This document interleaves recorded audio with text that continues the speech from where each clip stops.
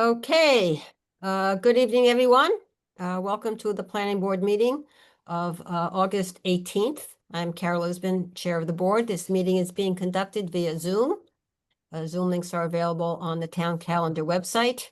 And it, of course, is being recorded, so you'll be able to do a replay, or if you haven't been able to listen to tonight, you'll be able to get it through the town website under the community Stay Informed section. The first thing we're going to do, since this is a Zoom meeting, is go through a roll call vote for the planning board. So, Bill Motley. Present. Jody Shue. Here. Val Lynn. Here. And of course, Carol Lisbon is here. Okay, so there are 7 other committees that have posted meetings for this evening. Thank you so much for taking time in August to do this. I know we're all trying to get the very last bit of summer over these last 2 weeks. So we really do appreciate you taking time to join us tonight. It's very important for us, and hopefully very important for you. Given the stakes, as we're preparing for that special town meeting on September 29th, it's wonderful to see that you're all responding to basically a call to action, that this is so important for all the town elected and appointed officials to be involved in something that is so important to the town of Dover. And, I'm not sure that I can think of something in the last couple decades that has more of a financial implication to Dover than getting the Everyday Communities Act approved at town meeting. So I want to thank you so much for that. I know there's going to be a wide range of understanding and knowledge about the process as well as the MBTA Communities Act itself, given all of you that are on board. Though I do hope that you've had a chance over the months to take a look at our website, which has been populated as more information has come about, and I think really is quite comprehensive. If you haven't had a chance to look at it, even after tonight, take a look. I'm sure there's information in there that will add to your understanding. Because of the wide range, I think the best approach tonight is we're going to turn the meeting over to Melissa Santucci Rosie. She's our new town planner, 6 weeks now or so in. And this may be the first opportunity for many of you to meet Melissa. We couldn't be more thrilled that she has joined us.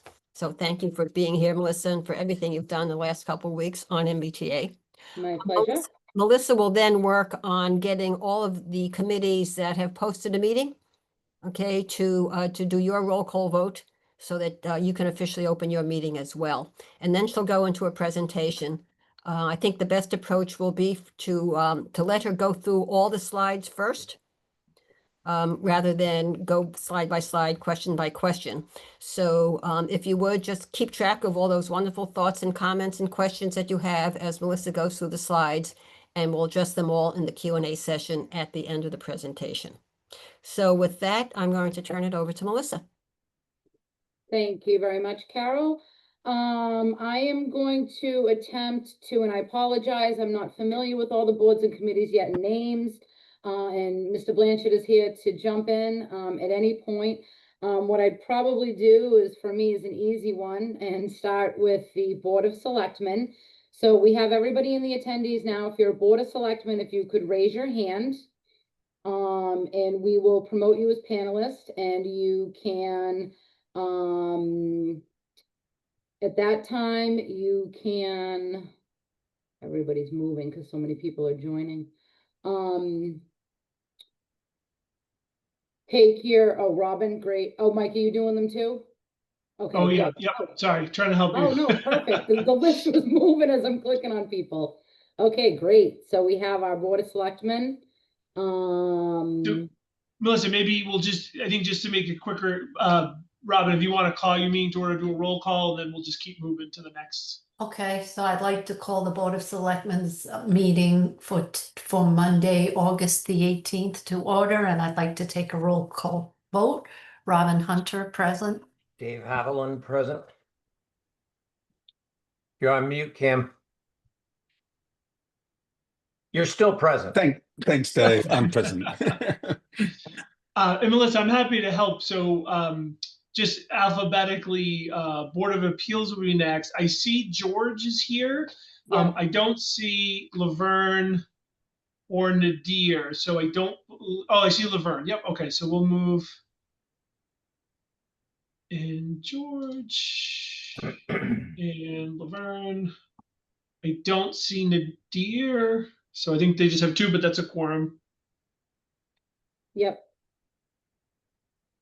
So George, if you would like to call your meeting to order and just do a roll call with Laverne, that would be great.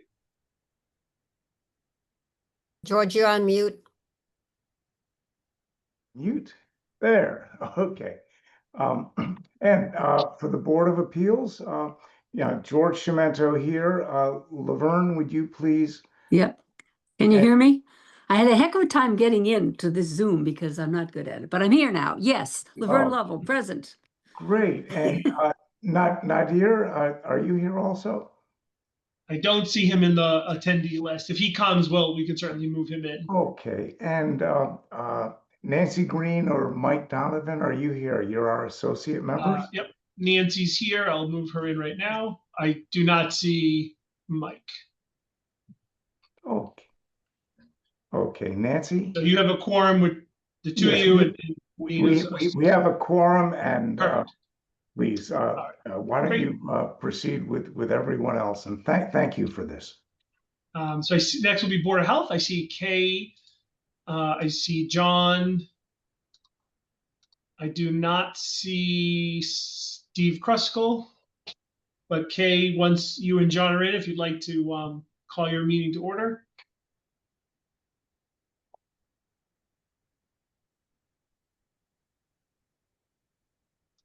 Okay, you're on mute. I'm trying to unmute. There I Kay. go. Okay. So Kay Peterson, Chair of the Board of Health. I call our meeting to order. Kay Peterson present. Just waiting for John. We've added him. You'll just have to accept the invitation to move. Here it comes. And John Quackenbush and I am present. Great. For capital budget, I I see can stay Glenn. here. Yeah. There's a couple of people who aren't identifiable. So if anyone on capital budget, all I can identify quickly is, or non-people already know is Garfield. If anybody else could raise their hand. Mike, I think it might be, this is Chris, by the way. Might be Town and Dover Committee. That might be Barry. Okay, I do see two of those. Up there's Yep, one they raising their come. hand now. So we'll move in Barry, Garfield. Then with John, and I think this might be Woody, who's also warrant, but he's on Capital. That'll give them a quorum with Robin as well. Barry, if you can hear us, if you want to unmute, you can call your meeting to order. Okay. For some reason, my picture is not coming up, but I will call the meeting to order today, August 18th at 7 p.m. And I'll call the roll. Cam, Present. Woody, Present. and Micheline. Not here? Oh, I think I see her. Hold on. Yep. She should be coming over now. Okay.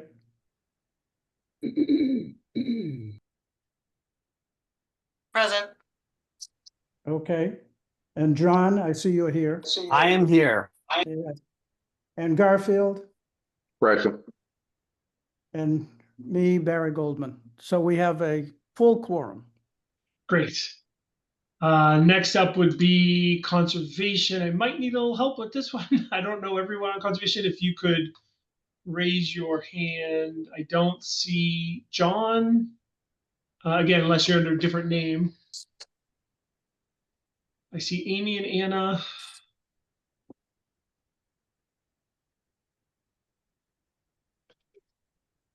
Let me move Amy, Anna, Skaya.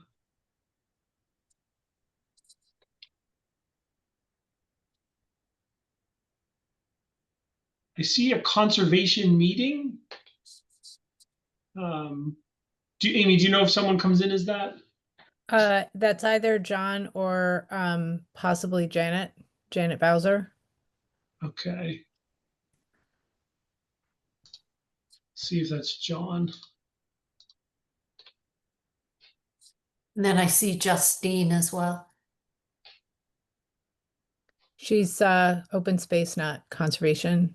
Sarah Okay. Monaco or Tim Holliner.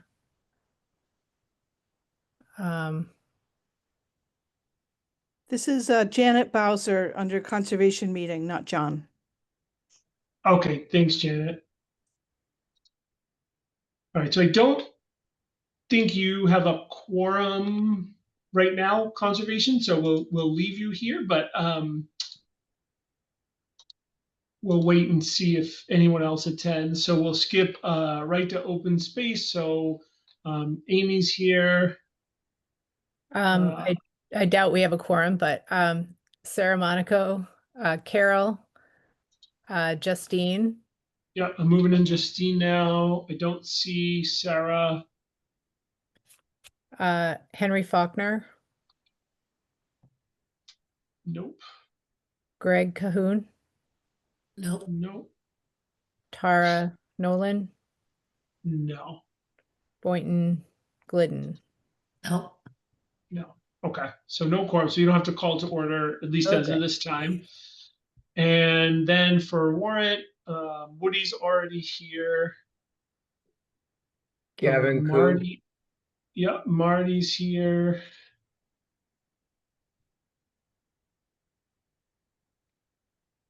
You see Gavin Koo? Excuse me for a moment. Oh, yep, Gavin's up top. Sorry, I missed that. I don't see anyone else that's not already in. Nina Green and Miss Boudreau are both here. Yep. Okay. So Woody, I think that gives you a quorum if you want to call to It order. does. Yeah, I'll call us to order. Nina? Present. Mish? Present. Gavin? Present. Marty? Present. And I'm present. Okay, so I think that is all of the boards that hosted a meeting for this evening. There are other board and committee members present, but I think just for organizational sake, we'll leave them as attendees. Melissa can do a presentation, and then everybody can ask questions, at the appropriate time. Thank you very much, Mike. I am going to share my screen now and get going on the PowerPoint presentation. And if we can just hold our questions till the end, that would be greatly appreciated. Just one thing, Melissa, before, as part of the normal planning board meeting, we always ask if there are any citizen comments before we begin the formal agenda. So we should do that. Are there any citizens here with questions that are unrelated to either the MBTA Communities Act, the ANR, or the site plan review that's on the agenda for tonight? Carol, a person by the name of Alexander Mahone, I think it's pronounced, has his hand raised. I'm not sure if he's here for one of the boards or public comment. That name is unfamiliar to me. And there's also Peril Brown, who has Yes. their hand raised. Great. So let's find out who they are. Yep. Justine, you have your hand raised too. Yes. Do you want me to speak or no? Do you have a comment unrelated to the agenda? Yeah, I mean, look, I've been around this town. I cannot believe it for 50 years. We've gone from meeting in person to Zoom, which I understand has many benefits. However, I think it's difficult when you have webinar format. I personally find it very off-putting when I'm not a committee person, not to be seen or to see other people who attend selectmen meetings or whatnot. And I would just urge all boards, including our open space board, by the way, to not go into this mode that apparently is now, it seems very autocratic to me and very non-participatory, especially for people who are not clued in to what's going on to government. So I just urge you guys to consider, I have no problem with you. I understand that as a citizen, I'm not allowed to speak. I do think, however, citizens should be able to see other citizens. And I find this very off-putting when I've gone to Board of Selectmen meetings, for instance, and don't know if anyone else is there.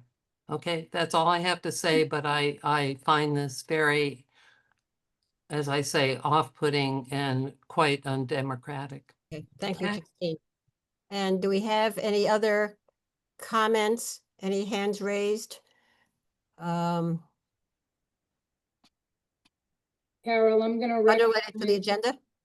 I see, we have two other hands. We have Owen Harold, sorry, three. Owen Harold, Perel Brown, and Alexander Mahone. So I'll take them in that order. Owen Harold, you are unmuted. Or you have to unmute yourself now. You can speak now, Owen.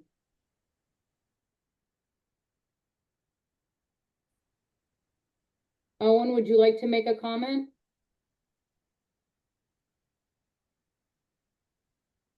Okay. So I muted him, just for an example, that's a benefit of the webinar format. Okay. Yep. Okay, the next person is the Alexander Mahone.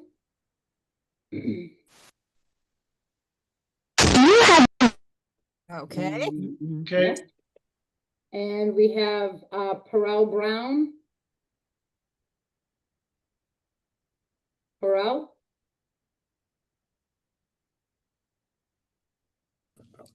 Okay.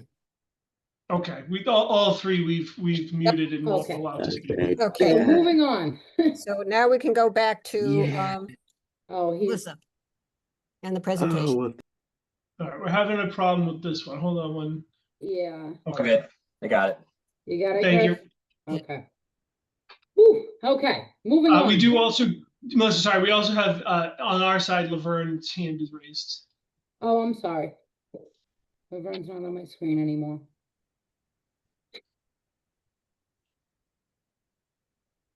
Did Lorraine want to make a comment? Laverne? Yes, I agree 100% with what Justine said. It's time, COVID was good for Zoom, but now that we're all grown up, we could meet in person again and make a better presentation for the town. I agree 100% with what you said. Thank you. Thank you, Laverne. Okay. Okay, now we go back to item 2A, which is the presentation on the MBTA Communities Act. So I'll turn this back over to Melissa.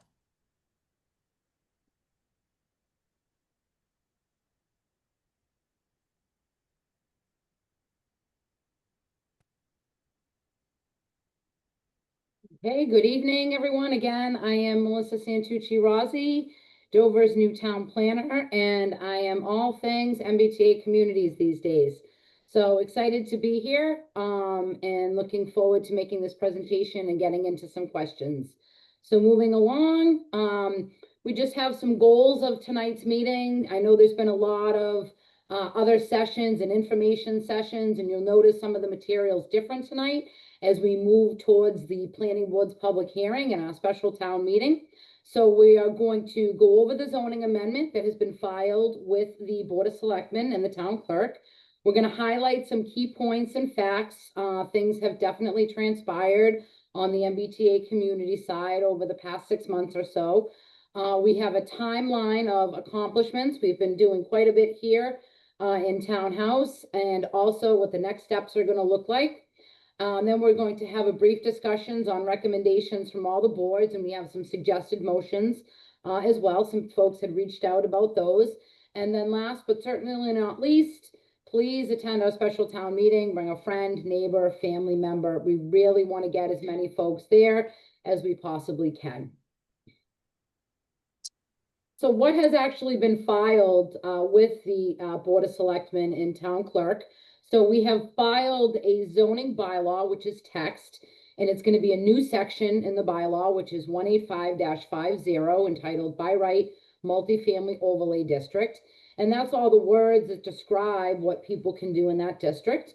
And as accompanying the text, we have our new zoning overlay district map, which highlights the area in Dover, which is going to fall under this new zoning bylaw that we filed. So what we have here is the map, and this shows the county court. I'm going to start talking about that as Tisdale Drive. That is the actual real address of this parcel, and it consists of 56 parcels in total, one for each condominium unit. That's how condos are divided up. And we're just shy of 10 acres here at 9.957 acres. So I think most folks are familiar with this location off of 109. It is an existing condominium development, and it's known as County Court. This is just another map that's a little more technical. This shows the assessor's parcels and the assessor references. We often use this when planners talk in zoning terms. For general discussion, Tisdale and County Court. Nobody really drills down to that distinct level, but it is important for the purposes of identifying parcels when you're rezoning them or creating an overlay in this particular case. Some of the high-level highlights out of the zoning bylaw and the text in 18550. So multifamily is allowed by right, but subject to site plan review. There's basic definitions in this section. We have the dimensional criteria, which accompanies all zoning districts and overlay districts, not only in Dover, but in elsewhere. And this basically tells you the lot size, the frontage, height, setbacks, things like that, that I think most people identify with when they look at zoning bylaws. How big can it be? How far away from what lot line? How much can they cover? Things like that. And that's all detailed here in this table, and also in more detail in the actual amendment itself. Dover has not placed an affordability requirement on their MBTA overlay district. So if anyone attempts to build any housing here, there will be no affordable requirement. The parking varies 2 to 2.5. Planning board has some discretion on guest parking in this bylaw. And also we are going to be, part of what I've been doing here is fine tuning and refining this zoning to come forward with the most conservative approach that we can have at town meeting, and looking at different components. And I don't want to get into too much detail, but the compliance model, looking to cap the density at 16 units per acre. So what that's going to look like, I've done a lot of research and was watching videos, and Jody and Carol and other members of the community here while I was interviewing for my job, and listening to different numbers and trying to understand and doing research. So I think you've heard the 227 number quite a bit when we have been talking about county court, and that's without a density cap. And as we continue to look and refine with that density cap, that's going to drop the maximum number of units in that particular overlay district to 159. So again, continuing to refine, continuing to dial this in as close as we can. Something else that's come up in the community and in Massachusetts in general is, this is like 40B. This is going to be a 40B. What's the difference? Well, there's quite a few differences, enough that we felt we needed to highlight them here in a slide. So I'm sure several members are familiar with 40B developments, and those come with developers coming to Dover, basically creating whatever the zoning they want and attempting to build what they want. And included in that is a 20 to 25% affordability requirement, depending on your affordability level, all being less than 80% of the area median income. So as we talk about MBTA communities, Chapter 40A, Section 3A, it does not require any housing units to be affordable at any income level. And as noted previously, Dover is not including an affordable component in their overlay district. This one is a big one that a lot of people get upset about in local communities 40B allows developers to circumvent all local bylaws, rules, and regulations, and puts all the permitting requirements for all of Dover in the hands of the Zoning Board of Appeals. It's in planners lingo, it's a one-stop shop. You hit the Zoning Board of Appeals, you put together whatever you want, and the community needs to figure out how they're going to get past this, permit this, deny this. There's all sorts of things that come along with 40B. So the nice thing about MBTA communities is it allows cities and towns to write their own zoning bylaws and create their own zoning overlay districts that developers must comply with. All other local bylaws, rules, and regulations stay in place, are in full force. So the controls stay local. You file, if somebody's going to go forward under this overlay, they file under our local bylaw, and they are subject to all local bylaws, regulations, Board of Health, conservation, you name it, they must comply. Approval of a Chapter 40B application allows developers to obtain a building permit. So when you get your 40B permit, you go right to the building inspector, and he has to issue that building permit. The difference here is the approval of an MBTA community zoning bylaw and overlay, which what we're talking about tonight, and which we want to happen at special town meeting, amends Dover zoning and does not issue anything that enables the ability to obtain a building permit or construct any housing units without first obtaining all required local board, committee, and commission approvals. So the passing of a bylaw and an overlay that complies with MBTA communities does not enable a developer to build a single thing.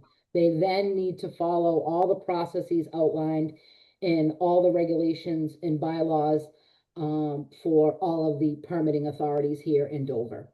So in summary, Massachusetts General Law, Chapter 40B focuses on affordable housing with a specific development mandate.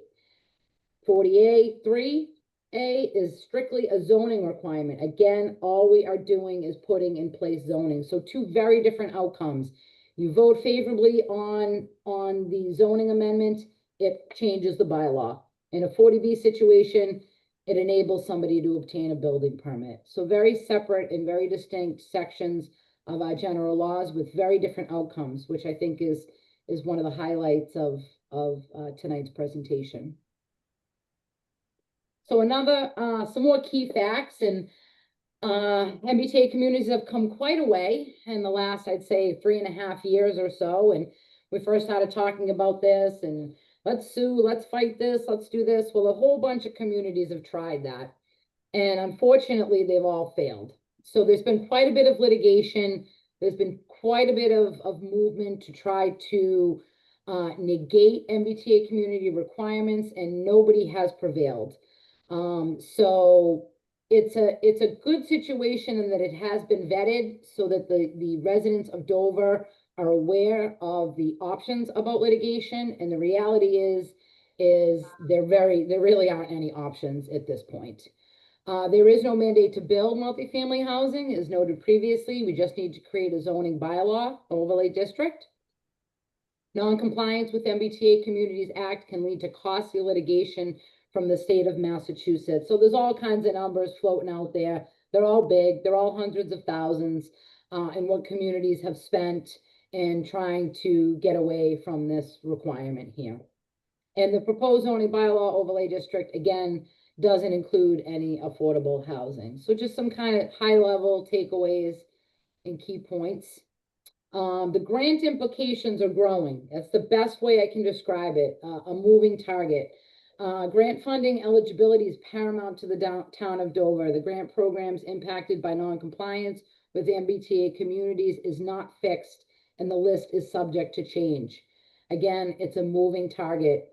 As programs come up, as different grant programs come up, I don't have a crystal ball, but I can foresee more and more programs being tied to MBTA compliance. One thing recently that has come up is they have now attached Chapter 90 funding to MBTA compliance. Chapter 90 funding is what we use for our roads. It's a capital for roads and bridges, actually. It's a capital type of expenditure. And there's a whole history of numbers. I just pulled the number for this year. including the supplemental, it's just over $600,000. So these are real dollars. These are real money that helps Dover every year make improvements in the community in all different ways. And losing access to these funds will put a financial strain on the entire town. So it's not just my department doesn't get grants. There's one big pot of money that we're all pulling from. And if certain things that are critical or infrastructure things that need to happen, the funds need to come from somewhere. So I think we need to start thinking as a community as a whole and one whole pot of money and not more individualized, because the reality is I've seen some of the numbers here on grants, and we're in the million range in different years, and million plus. And you start negating those funds and start having to draw that out of the general fund, things are going to change and people are going to feel that. One recent example, Marblehead, some people have been following that community. They are literally pulling earmarks away from them. They had a $50,000 earmark for their 250th celebration, gone. So they've actually had some other situations where they have put grant funds into contracts, and those funds have now been negated. They have signed contracts thinking that they've had these funds. So that can have other financial implications from a procurement situation as well. When you're securing people and money's in place and you're signing contracts. I don't want to get too much into that, but I think the message here is the grant funds are on the table, and that's real, and people are getting them pulled as we speak. Now we have our timeline. We've been doing so much. Again, I just want to note that the town of Dover has done so much work since I've gotten here, and really impressed with what the planning board and other departments, selectmen, and some key members of staff here, Mr. Costello and Mr. Blanchett. It's really impressive to see. I want to particularly highlight the public participation in the website. All of that material is available on the website. If you haven't had a chance, it's definitely worth watching and very, very informative. So we'll start in June here. We're kind of just doing a spring, summer, and into fall timetable. That's when one of the major court cases was dismissed that I spoke about recently, that 9 communities had put forward saying this is an unfunded mandate. Not only was that case not successful for those communities, but they were ordered to get all their materials in by the middle of July. So they basically had 45 days to figure it out, which is a short window, as you see how much time we've put in here in Dover. June 27th, we received our pre-adoption review comments from EOHLC, another great step that the town of Dover has taken to ensure that what they're doing is going to make sense to our players over at the state. They made very minor comments. The location's acceptable, which is great for Dover. They cautioned us on our site plan review criteria. That is something that they have stated to a lot of different communities. I think that they're just, again, to communities, cities, towns, this is not discretionary. This is by right. If somebody meets the requirements that you've put in your bylaw, you need to issue the permit.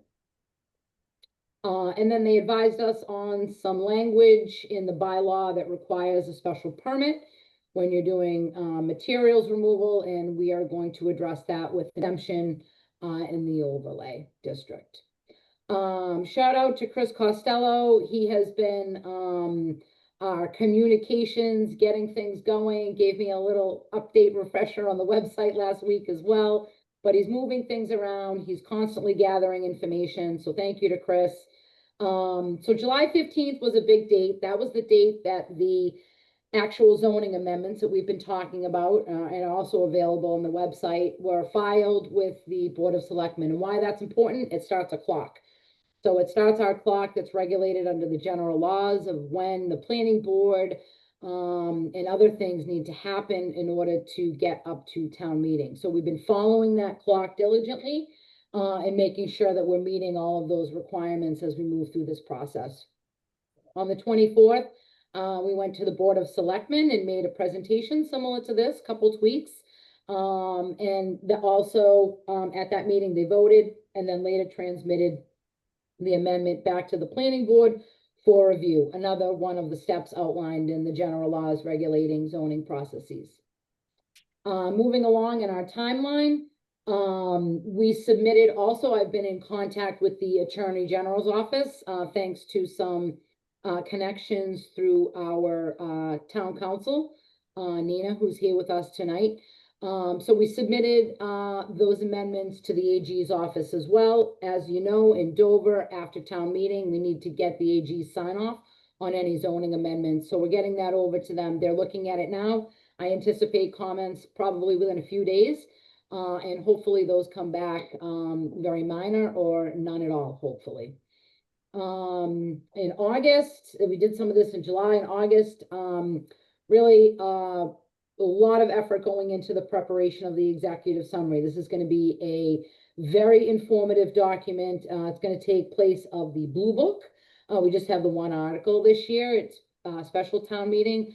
And we're going to have all different kinds of information in there. If you've never heard of MBTA communities, you will be able to get that all within this book. And that is going to be distributed to all of the Dover households, and sort of the author of that, I should say, but I do want to thank everyone that has already sent me comments on drafts. New to Dover, so all the help I can get is greatly appreciated. So we're looking forward to issuing that as well, and we will have some recommendations from some of the committees and boards that are here with us tonight as well, similar to the Blue Book. Tonight, August 18th. Thank you to everyone that's here tonight. Really excited. We've got a great showing. I was excited last week when everyone was posting. Again, just another opportunity to hear from your peers, ask questions, and really just get as much information as you possibly can. So this week, as soon as I hear from the AG, I'm going to be putting together some minor revisions. Getting those revisions on file with the selectmen and the town clerk. It's very important to make sure that any updates are transmitted to them and on file. Next week, we're going to be doing another Zoom meeting with the residents at County Court in Tisdale Drive. Been in contact with their attorney and just want to give them an opportunity. They reside in the district to hear this information as well. So August and September, a little more ongoing development and implementation of communications. We're going to have press releases. We have the newsletter. We're going to be doing all types of things on social media. So if you see something that looks good, share it or direct it to a friend. We really need everyone's help on getting the word out here. The planning board is required under the Mass General Laws, part of the zoning amendment process, to hold a public hearing. We're going to be holding that on September 8th. That will be the official public hearing, which we will take testimony on the draft. And, you know, depending on the evening, the planning board could vote that night. We'll have to see how that goes and what type of attendance and questions come up or don't come up. September 12th is when the executive summary is going to go out. September 13th is Dover Day or Dover Days. I've heard both, so excuse me if I didn't get that correct. But that's going to be my first town event. Really excited. We're going to have a little corner in the selectmen's booth or tent. So we'll be there probably with some handouts, some condensed information, and just available to answer any questions that folks may have in advance of the special town meeting. And then the big date, September 29th, 9/29/25 is the special town meeting. And then post-town meeting, we do have administrative items that we will be taking care of on behalf of the town, which is getting everything over to the Attorney General, which we always do as part of zoning amendments. And then the big date is 12/31/25, which is submission of the compliance package to EOHLC. Luckily, I've done this in my previous employment, so very familiar with the process and looking forward to being able to do that for the community. So how can you help? So if we could ask you all to work with your boards. If you have an upcoming meeting, or you can hold a quick Zoom meeting before September 15th, we would like to be able at town meeting to explain to the membership or those in attendance, all of the boards and committees that have got behind this and provided their recommendation. And then for the Board of Selectmen, Capital Budget Committee, and Warrant Committee, you will have a little section in the executive summary. And we'd like to try to get those by Friday, August 22nd. So my email's here, I'm on the website, my phone number, please feel free to reach out to me. I love hearing from folks. Questions, comments, how does this sound? Does this sound good? Do you like this? Whatever it is. No questions foolish, in my opinion. Please reach out and use me as the resource I can be. And then we also have the suggested motion here. And what I will do is I will distribute this to, there was an email list that Mona from the Selectman's office has been using to sort of update everybody about this meeting. So I will send that language out tomorrow to all those on there, and if you could disseminate it to, you know, board staffs, whoever needs to see this here, and just a very simple motion here in blue at the bottom. So we'll get that out to everybody as well.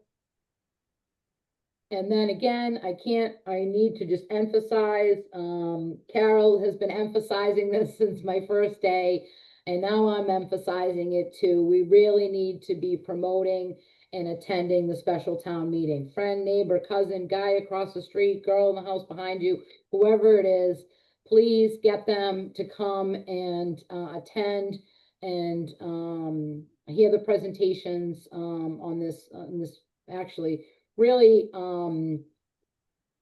good outcome to a situation that Dover has been tasked with, like many other communities. A lot of good work done here.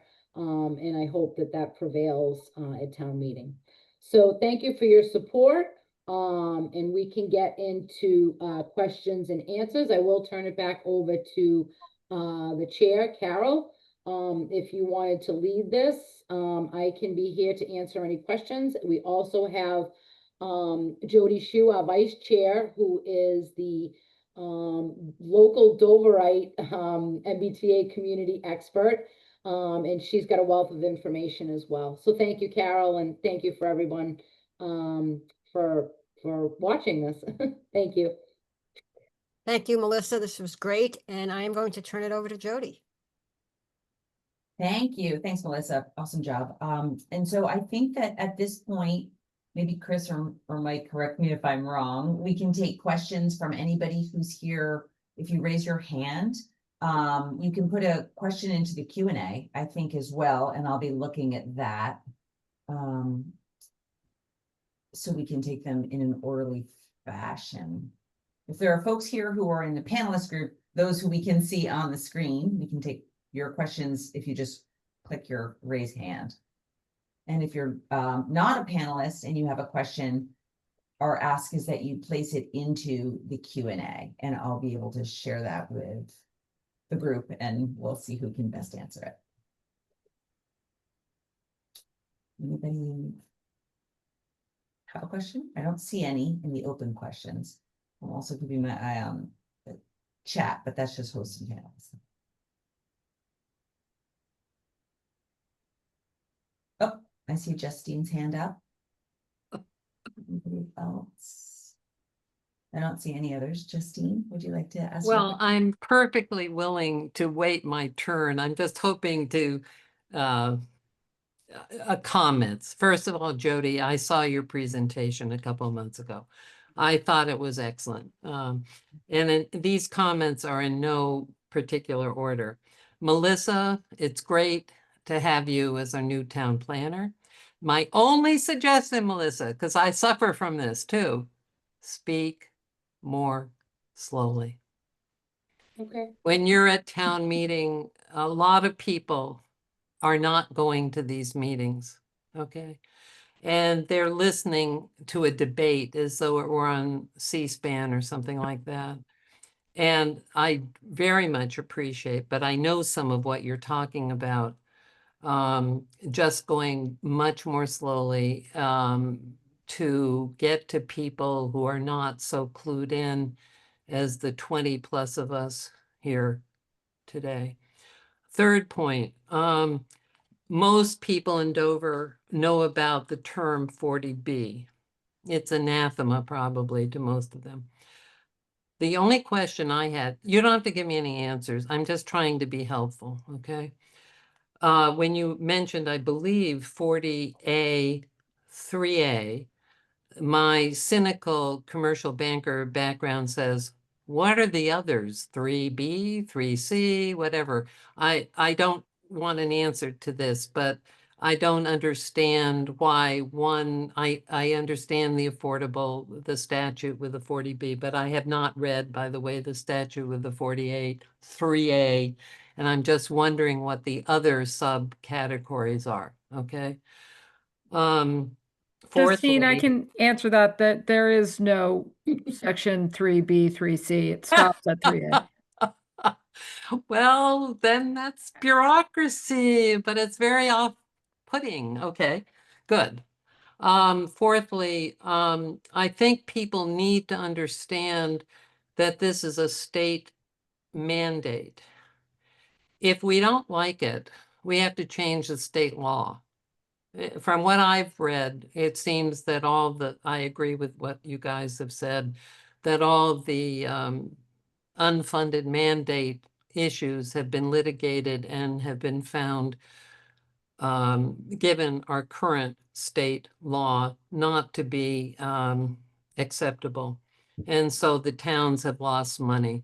I believe one of my friends said that Milton lost over $1 million in costs. I don't know if you can reveal that or not, but that in legal costs in fighting this, but I think it'd be very useful if I were an uninformed person attending town meeting to get that out in the open.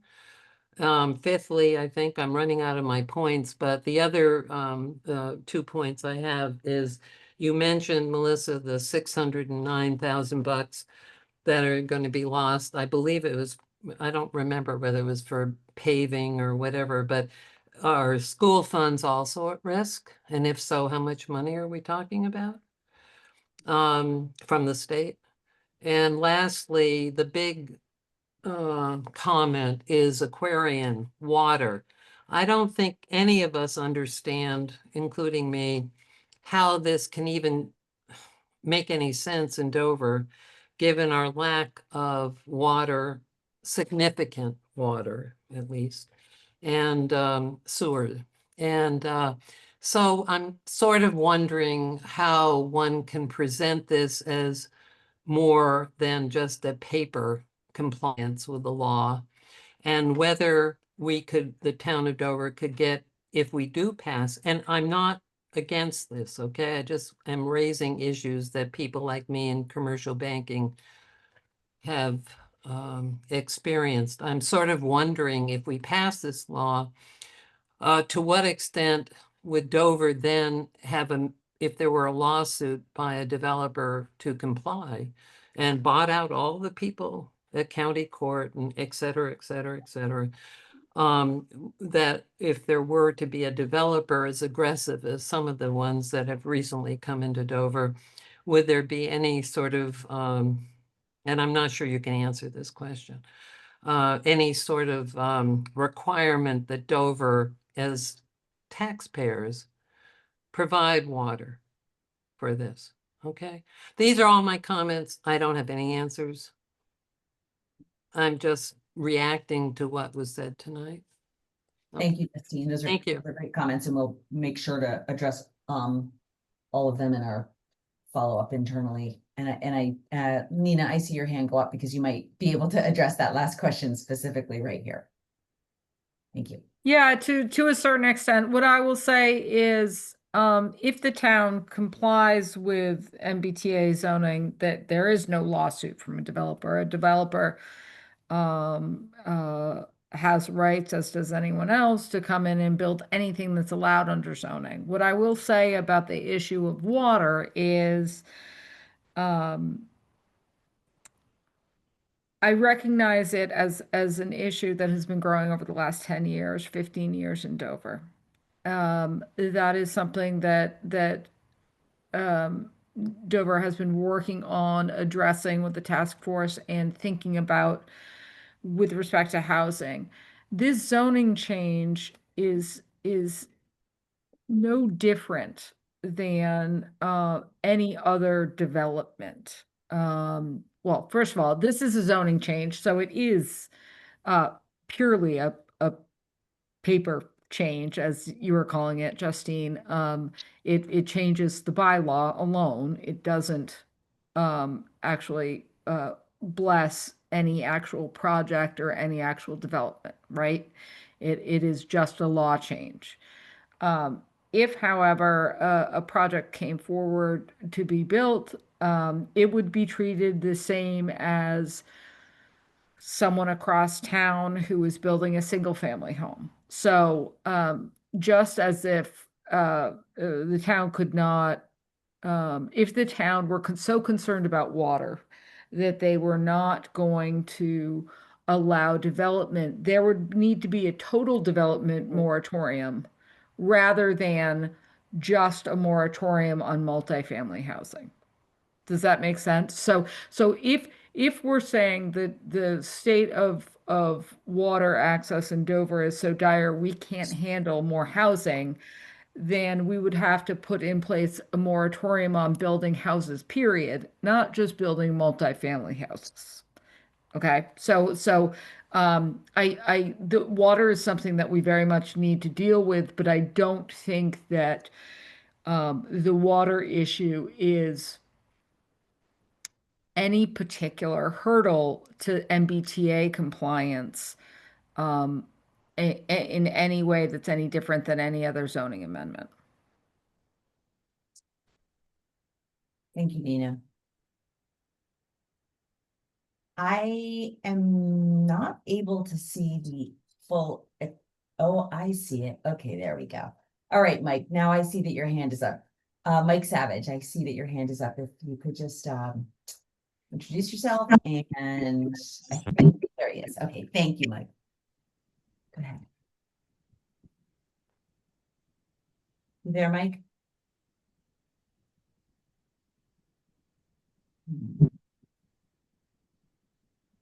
I can. I was trying to talk there, but I guess I'll come back to Mike.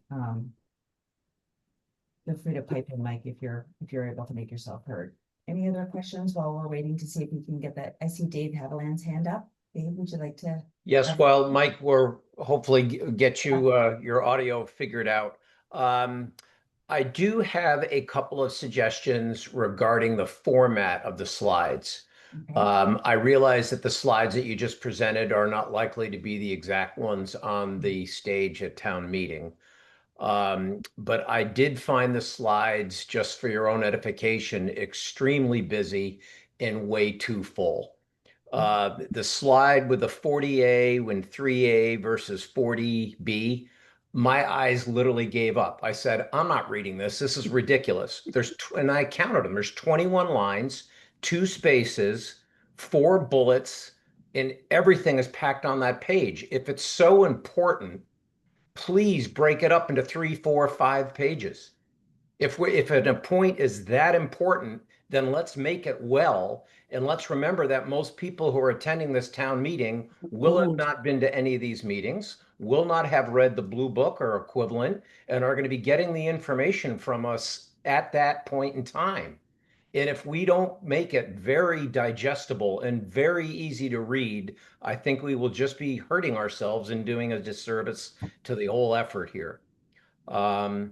So that, that's kind of my general is just, in this case, more is not better, or at least not more on one page is not better. It just makes mud, and then we're not going to get what we want. Thank you for hearing me out. I appreciate that. We have, just for clarity, over the last few town meetings, we've developed a format for planning board presentations that some of you might be familiar with, ADU presentations and otherwise. And so our intent has been to continue with that format and to take this information that was presented tonight and to distill it down for use at town meeting. And don't disagree with you on the goals of that. We just recognize that this is a little bit of a different meeting because the members of boards and committees gathered here tonight, the expectation is that we can, throw a little bit more because you all have a little bit more understanding, but I agree with you. No, totally. no need to Thank you for the explain. comment. I just was wanting to give. No, hopefully a appreciate it. helpful Thank tip. you. Yep, gotcha. Appreciate it. Well heard. I see Mike's hand's still up. I don't know. Yeah, can anyone hear me? There Yeah, we now go. we can. Yes. Fantastic. All right, great. Thank you. Thank you for this, by the way. I just had 2 points. One was, this sounded pretty positive. I understand the planning board and others fully supports this and put a lot of work into it. Are there any, and I may have missed it, but are there any significant downsides to voting these proposals in? I understand it's a government, it's a state law, but if there are some downsides, I think in the spirit of transparency, they ought to be listed in your presentation. And maybe they were, and maybe I missed them. If I did, I'm sorry. But I would ask that they be discussed. That's point one. Point two, I've got to believe, and perhaps Jody did it before Melissa joined, that we've shared information with other towns in preparation for this. I can't imagine, maybe we did, but I can't imagine we've come up with our solution all on our own. And we're capable of doing that, but I think it would be more appropriate to the extent possible to be sharing information with other towns who are in the same boat. Could someone on this call sketch for me what we did with regard to sharing information in trying to address this issue? Sure, I can start. One of the things that we did as a planning board was a crosswalk of like towns. We did a pretty comprehensive and thorough look at what some of the other small adjacent towns who are in our grouping, which is the last group of towns that need to achieve compliance by the end of calendar year 2025. And we went through sort of their process as much as we could glean the information from their websites, drafts of bylaws that they were drafting. And we really tried hard to look at sort of the goals they were trying to accomplish, some of the details of the bylaws that they were drafting. And we analyzed those and tried to pick and choose what we thought were the components that were most relevant to Dover. Obviously, we've been in contact with towns around us, including Medfield and Sherborne. Sherborne having gone before us, we learned a lot and we modeled some of the language in our draft bylaw off of what we knew had not only been reviewed by EOHLC for the town of Sherborne, but that had been passed at the Sherborne town meeting, recognizing that no town is exactly a comp because every town is unique in its own way. But we really worked hard to learn from the experiences of other towns where we thought it was most appropriate. Obviously not, comparing ourselves to Needham or Newton or some of the very big towns that were wrestling with much more complex issues and demands on capacity requirements. So we really worked very, very hard, to your point, Mike, thank you for it, to analyze and understand what other towns like us were doing. Fair enough. Thank you. I see Justine's hand back up and also Nina's. Start with you, Justine. No. Yeah, very briefly, 2 comments. Mike, could you introduce yourself? I know a lot of people in Dover. I assume you're a Dover resident, am I right? That would be useful.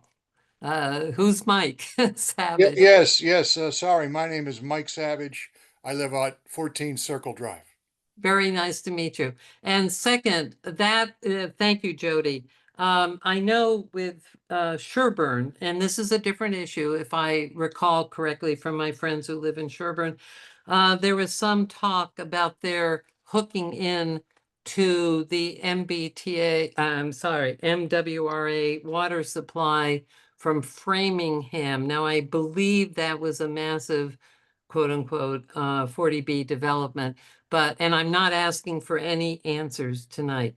Is that a possibility with the MBTA Act regarding, for instance, a hook-in with either, let's for argument's sake, Walpole Water or with Medfield? And I don't need an answer, okay? Thank you. Thank you.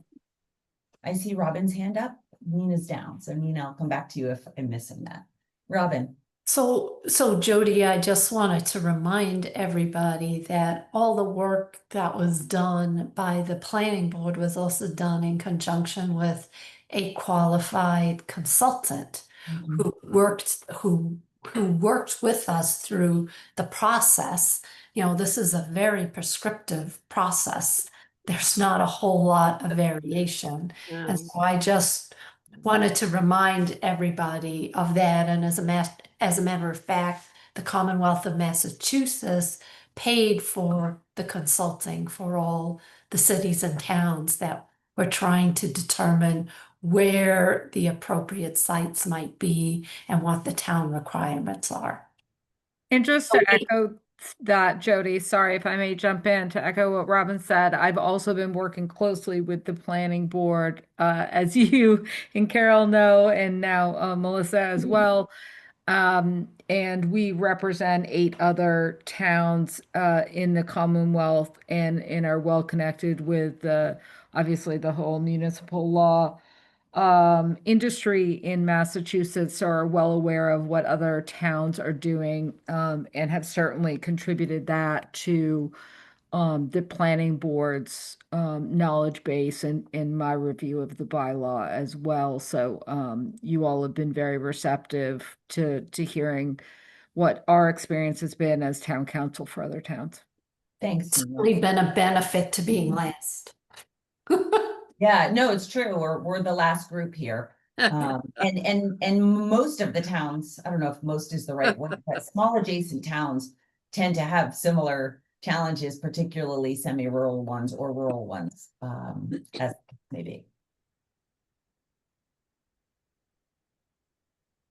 I don't see any other hands up. The attendees or the panelists. I'll give it another minute, but I appreciate and thank you all for the feedback and the comments. They're really helpful.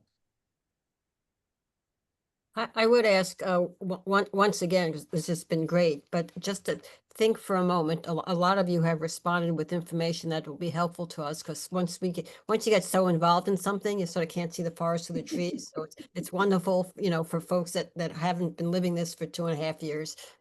So I would like you all just to think if there is one thing that would be helpful to us, whether it's a piece of information that we haven't provided, or maybe a piece of information that should be expanded or made more important in the conversation to help us reach those citizens at town meeting who probably know very little about the MBTA Communities Act. Carol, I think that's a great point. And if I could add to that, I think one suggestion that I've seen is with town meetings, I know you all have probably experienced this as well, but especially when you're talking about zoning, lots of graphics are very helpful. So maps, visuals, street views of where this is, and then very kind of clear graphics about what is allowed and what's changing. I think folks, you know, the biggest concern with the MBTA communities bylaws going to town meetings has been a confusion about what folks are voting on and making sure folks understand what they're voting on. They're voting on a zoning change. They're not voting on any sort of minimum housing mandate. They're not voting on any sort of particular project. They're not voting on a blank check for developers. So making it really clear in a graphic and a visual way what this bylaw means, I think will be really important. And obviously I'm willing to help with that. Thank you. That's great advice. Thank you, Nina.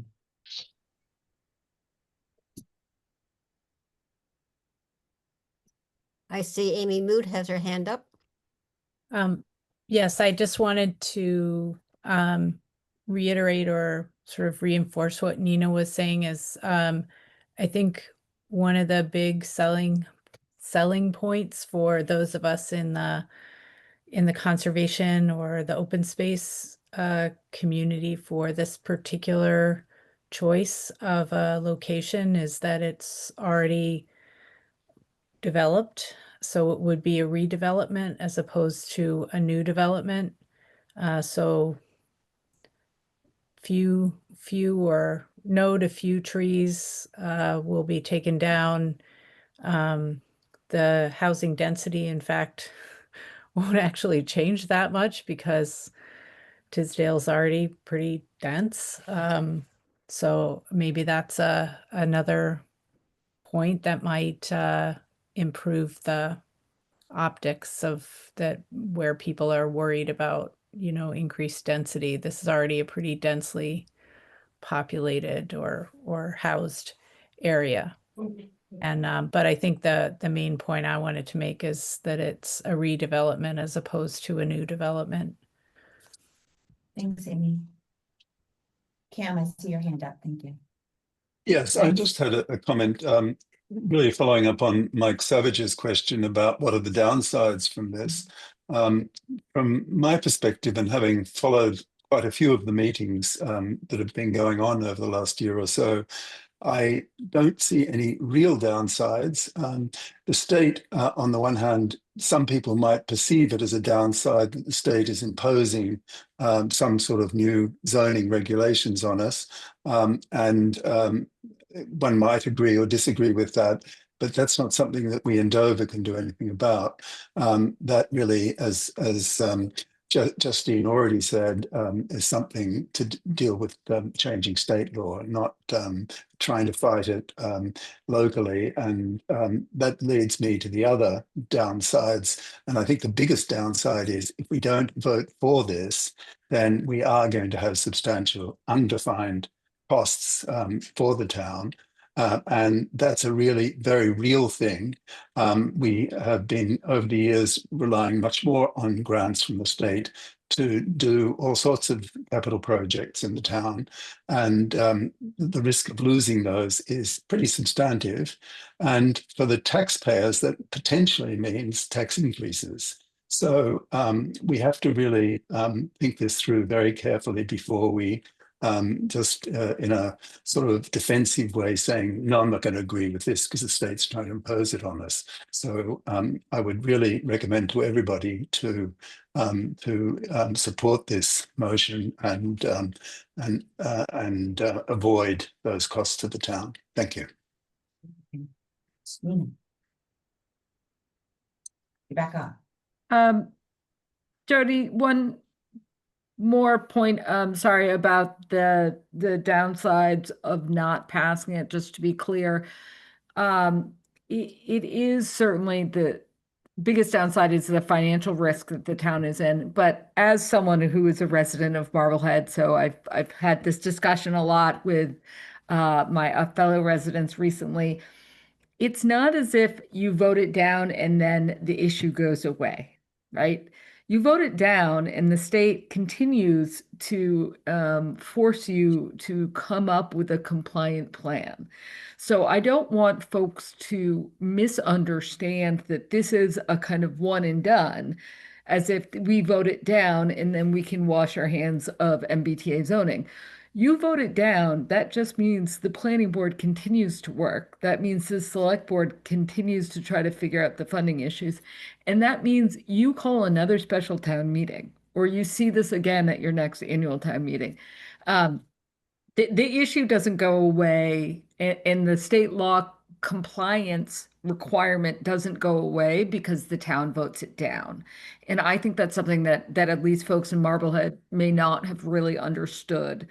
And I understand that's part of the concern that folks have, right? Is that the voters don't really have a choice here. But as folks have recognized, that's the state law circumstance that we're in. And I think the folks certainly on the planning board are just trying to deal with that reality. Thank you, Nina. That's true. I also think one of the things we've understood in this whole process that there's like can be very legitimate philosophical differences about the MBTA Communities Act, because I know for a fact that there are many people in Dover for whom having market rate, smaller housing options is a very appealing proposition, and who would criticize us for not being more aggressive in our pursuit of this. And we also then have people who think we are being a little too aggressive. So it's really philosophical. So we've worked hard, as we've said, at multiple public information sessions to find a way to be as compliant as we must be with the law and as protective of Dover as we can be, in order that we can get this passed. And I hope you will agree, after your review of all the materials, that we're meeting that goal. That's really what we're trying to do. Justine, I see your hand back up. Just briefly, I see there are 24 pictures that I'm able to see on the screen, and yet I see there are 35 participants. Who are the other people, and why don't we have their identification? And it's not just this meeting, it's bugging me that we're not meeting in people. Justine, can I ask, are you able to see the button at the bottom of your screen that says I participants? see the button, I see the video, I see 24 faces. Maybe it's audio that I'm Is missing. is there on your toolbar on the bottom of your screen something that says participants? Yes, and it says Okay. 35. Okay, so if you click on that, Yes, a window will open. a and there window are will two- open. Ah, and you brilliant. have if you click on attendees, it will give you a list of 12 attendees and 23 panelists. And you can click that word panelists or that word attendees, and it will give you the list of who is on as an attendee versus as a panelist. Thank you. I'm ignorant. You would No, never hire me as a no. Google person. Thank you. Okay. No, good. but again, I mean, I think you also caught, Justine, that at the beginning of this meeting, Mike and Chris prevented 3 Zoom bombs from Right, occurring. right. So that's I why we use understand. this format. Otherwise, we would have been Zoom bombed out. And I don't know if you've ever had that pleasure, but it's not a whole lot of fun for all involved. And so this format prevents it. I understand that. Amy Moot did a very good job of protecting us from Zoom bombs. So I do know what you're talking about. I don't know how, and I guess that's my argument for starting to have more meetings in person. Okay. Okay, thank Yeah. you. Yep. Okay, I see nothing else, Carol, and barring another hand being raised in the next few seconds. I don't see I'll pass anything it back to you. either. Okay, well, thank you, everybody. This has been fantastic. I know your brains don't stop at 8:16 p.m. So if you're up thinking about this, as some of us might be at 2 or 3 in the morning, please feel free to message or email or call Melissa, contact Jody, contact me. We have another, 3 weeks or so before we put the executive summary to bed and get that out. So your thoughts on how to make that the best document possible to get to yes. And then, of course, and we've talked about it tonight, but what should be on a slide and what shouldn't be on a slide and so forth. Your input on all that is incredibly valuable to us. And so please keep your thoughts coming in. We really appreciate you being here tonight. And if there's nothing else, we will end this part of our agenda. But again, thank you so much for making time on a beautiful August summer day. So thank you Cheers. very, very much. Thank you. Thank you, Carol, Thank and you. everyone. Appreciate it. Thank you for all the feedback.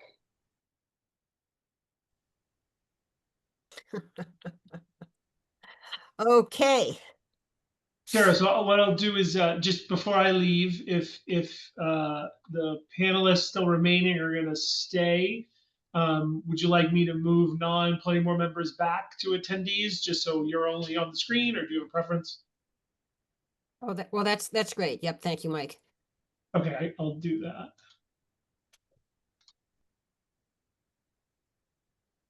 Just give me 1 sec.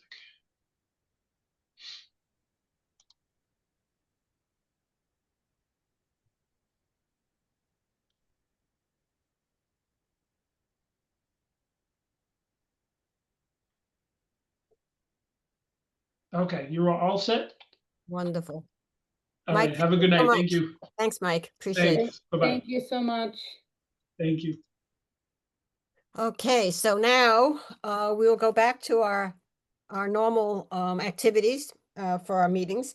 And we will go to item number 2B, which is planning board determination on the eligible location being Tisdale Drive County Court. And I'm going to turn this over to Melissa because it's something that's relatively new. Melissa, could you add Robin back as a panelist since she is the liaison? Where did Robin go? Oh, there she is.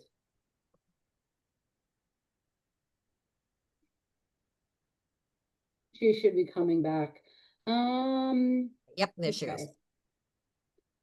I have quite a bit of This is information. a whole new issue that Melissa discovered for us in her early weeks here. So very, very important. And let's see, we can remove Amy Moot as a panelist. I know we're asking you to do several things at once, Melissa. My apologies. I'm on it, Carol. Of course you are. I am not sure. Remove, no. I'm gonna stay and listen because I think your later items are DLCT. Oh, okay. So I'm changing hats. I'm not sure how to demote her, Carol. I'm sorry. Okay, that's okay. That's okay. Okay. Okay. And if everyone can just bear with me for a second here while I had all these documents down here for some reason. Not opening. That's frustrating.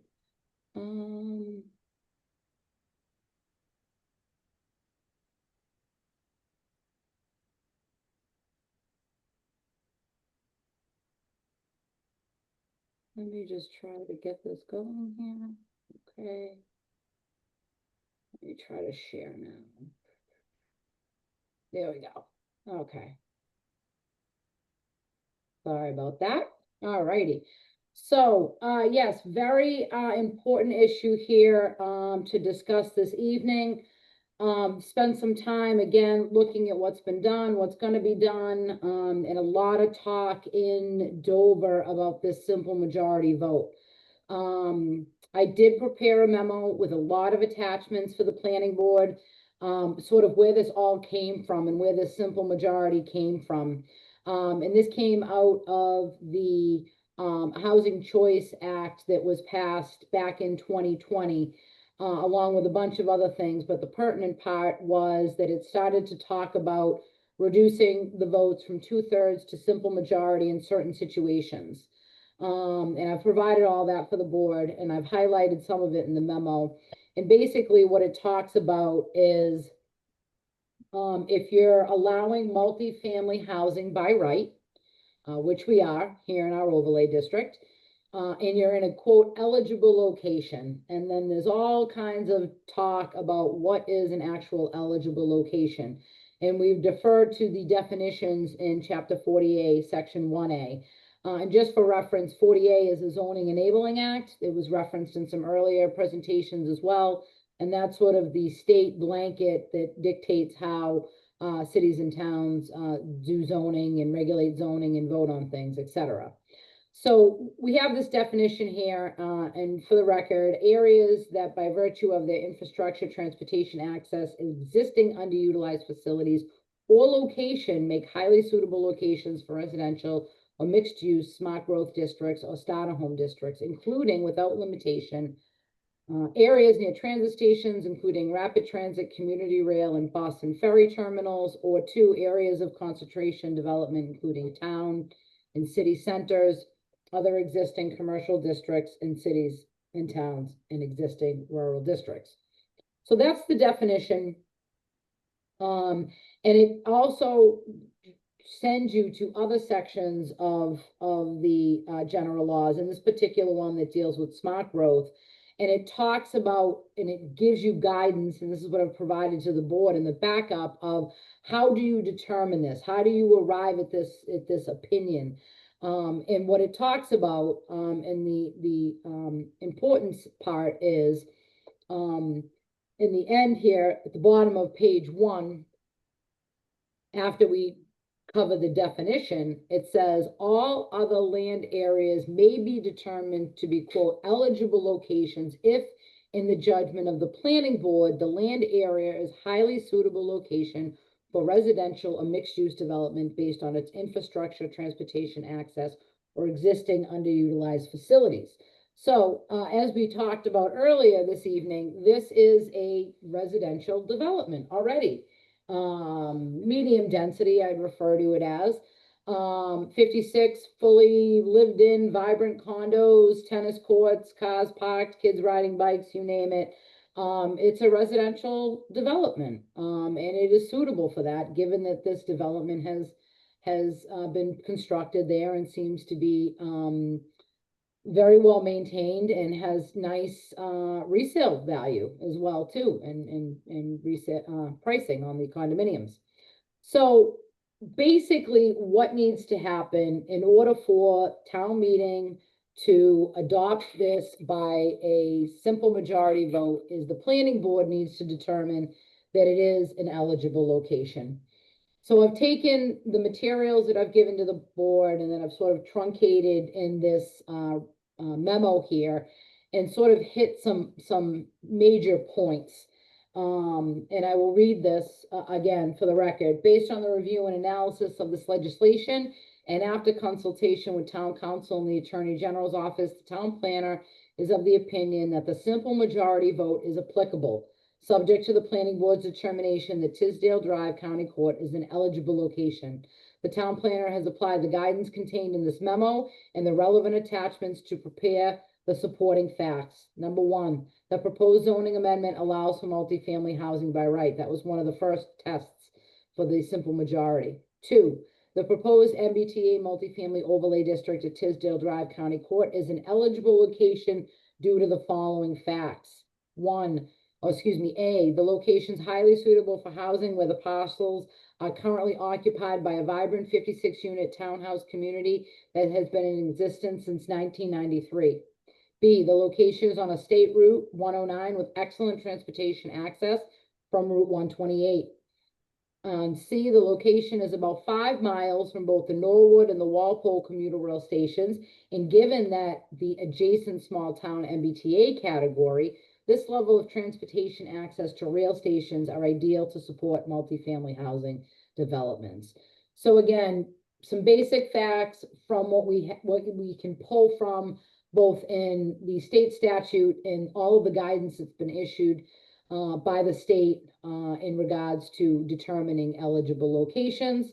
And with that, through the chair, I do have a suggested motion that I've prepared for the board. I think it's important to note that this memo has also been reviewed by town council, and this approach for the memo has been blessed by town council and also the attorney general. I have completed this in other communities, not in an MBTA setting, but this is the standard approach that is lawful and legal and will enable the simple majority vote at special town meeting. And I can take any questions, Carol. Thank you. Great. So before I read the motion and we vote on it, do you have any questions for Melissa? Yeah, no, you answered one, thank you, and that was whether council had reviewed, so that's great. And just as a basis of comparison, for this type of a vote, is it typically a majority vote in other towns as well, or do those towns typically require 2/3? For MBTA communities, Bill, or Yes, just in yes. general? No, for this specific bill, yes. Yeah, so there's a whole bunch, there's like 5 or actually, I think there's almost like 10 criteria. I don't have the attaching memos Right. here and the Right. screen share, but there's like 10 categories that you can fall into for the simple majority. So some MBTA communities have the by right and they were within the half mile, so they were automatically granted the quote simple majority. Yeah. Other communities didn't have those parameters. Now with 3 tiers down, we had rapid transit, commuter rail, and now with the adjacent small town, we're in Yeah. that category because we don't have transit. So Yeah. we need to do this extra step here, follow the guidance issued by the state, and have the planning board determine that this is an eligible location. Okay, thank you. You're welcome. Any other questions from planning board members? Okay, in that case, I'm going to read the motion. In accordance with Chapter 358 of the Acts of 2020 and Mass General Law, Chapter 40A, Sections 1A and 5, as most recently amended, I move to deem the 10-acre location of the proposed MBTA multifamily overlay district at Tisdale Drive / County Court to be an, quote, eligible location, unquote, as so defined, for the reasons set forth in a memo dated August 12, 2025 by the Dover Town Planner.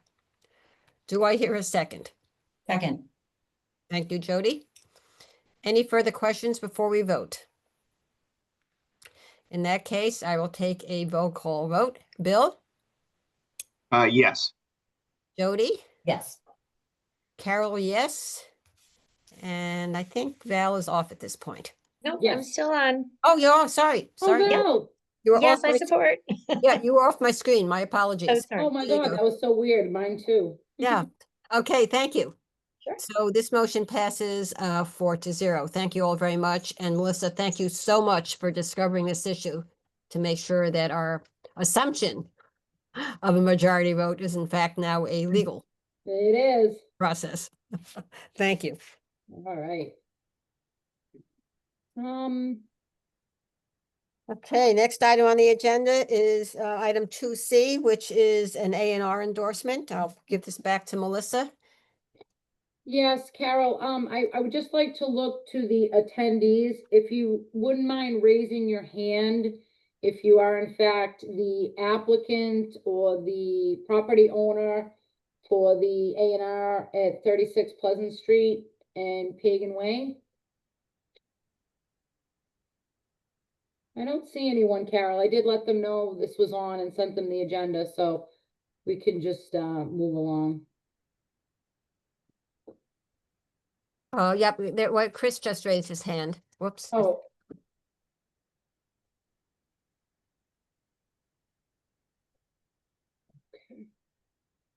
Hi, how are you? Hi, Chris. Are you the property owner or the? I'm not the property owner. I'm at 40 Pleasant Street. I'm next door. So I was curious as to what was going on next door. I've heard a little bit from David. Oh, okay. Well, we're gonna get into the presentation and stuff Okay. now. Perfect. And then, yeah, if you wouldn't mind just keeping yourself muted during the presentation. course. Thank you so much. Chris, could you just give us your last name? Gridley, Gridley. Thank you.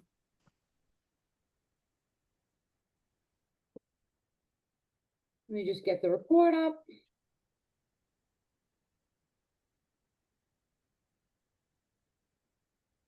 Okay, actually, we'll start with the plan.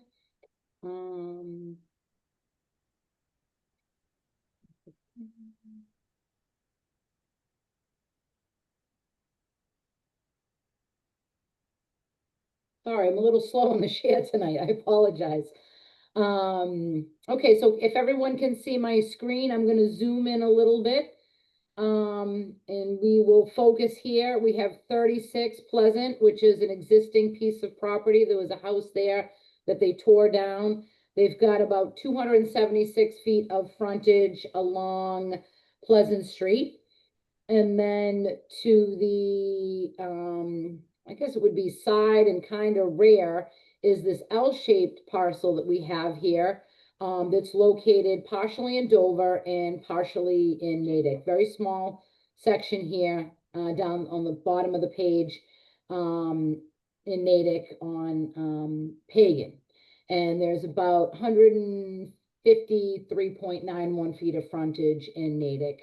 So what the applicant is looking to do is build a house, a big one, and they need both of these lots to meet setbacks and support the construction of that house.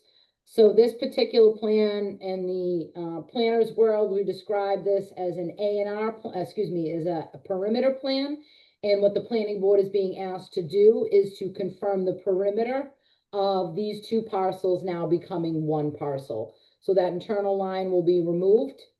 And this plan will get, upon endorsement, will get recorded at the Norfolk County Registry of Deeds. I've been in discussions, with the surveyor.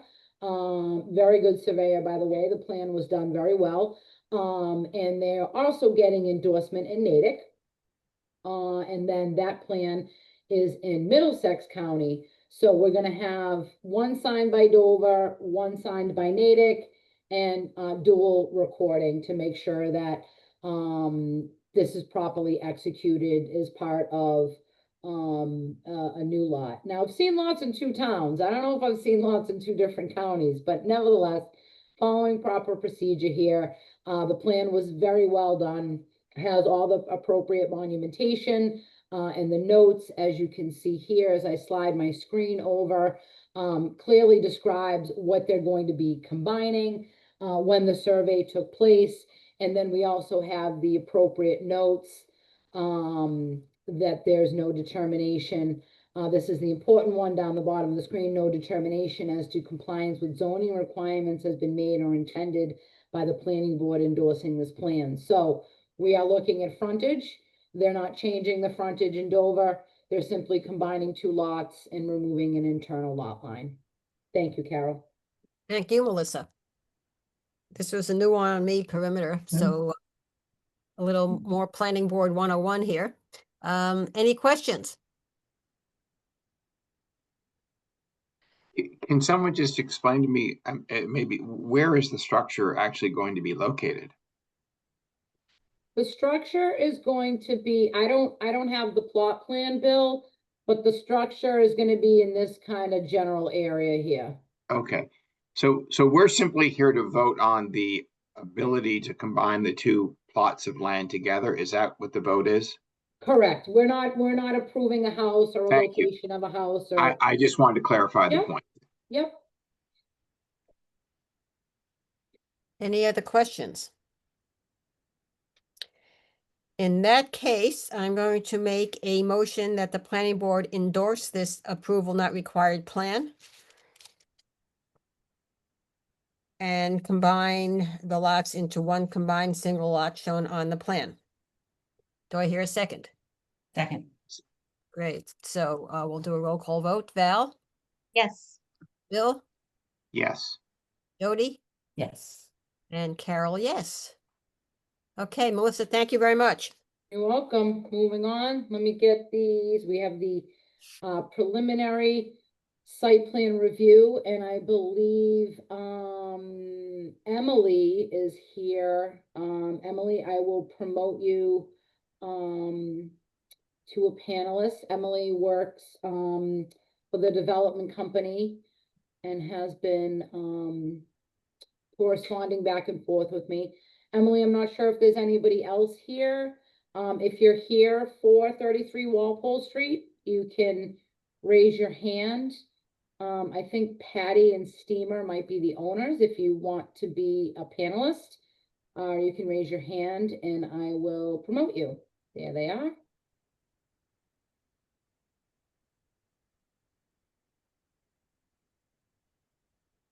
Okay, so everybody here, looks like we have everybody. Okay, great.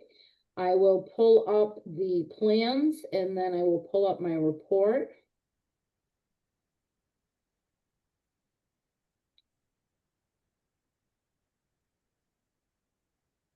Well, we will start with the plot plan. Did that work? Excuse me. Did not work. Plot plan.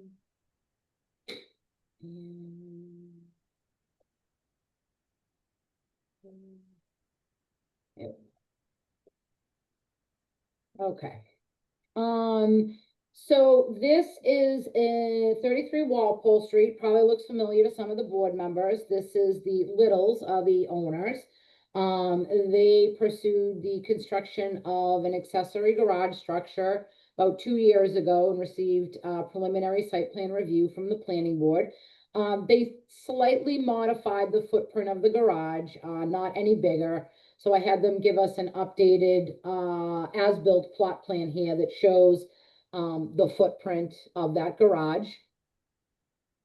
In addition to that, they have also provided actual plans for the ADU, which I'm trying to get that plan up.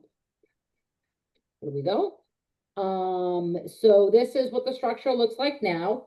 Garage, first floor, second floor, they're looking to do an accessory dwelling unit. We just have the basic elevations here.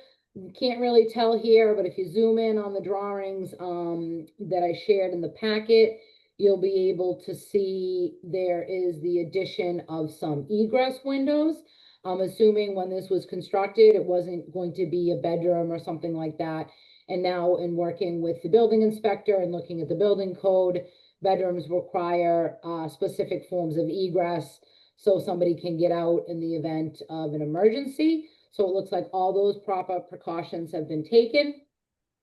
And then we get into the important part here, which I will zoom in on, what everyone is interested in. We have here, and I want to thank the applicant for providing this, and this will be part of the record.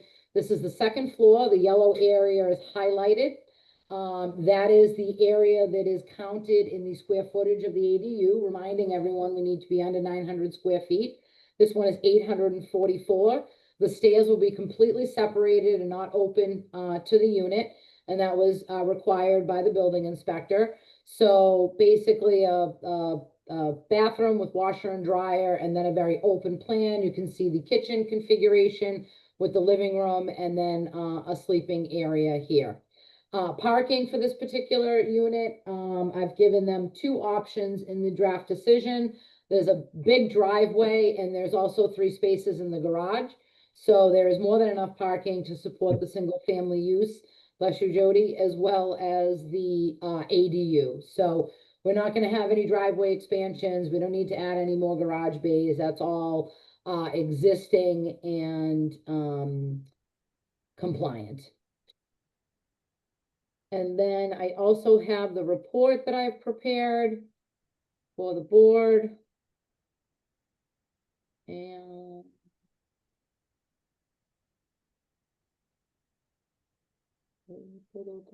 okay. Let me get that report. I apologize. I didn't pull that one up. Shame on me. We're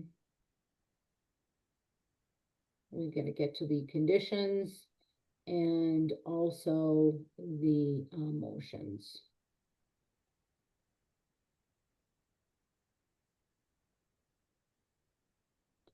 Okay. Can everyone see that? No, we're still on the Oh, stone. plan for the second floor. Oh, I'm sorry. No problem.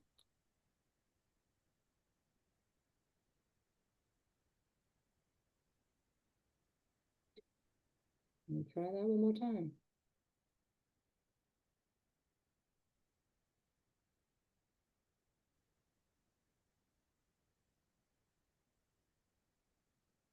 There we go.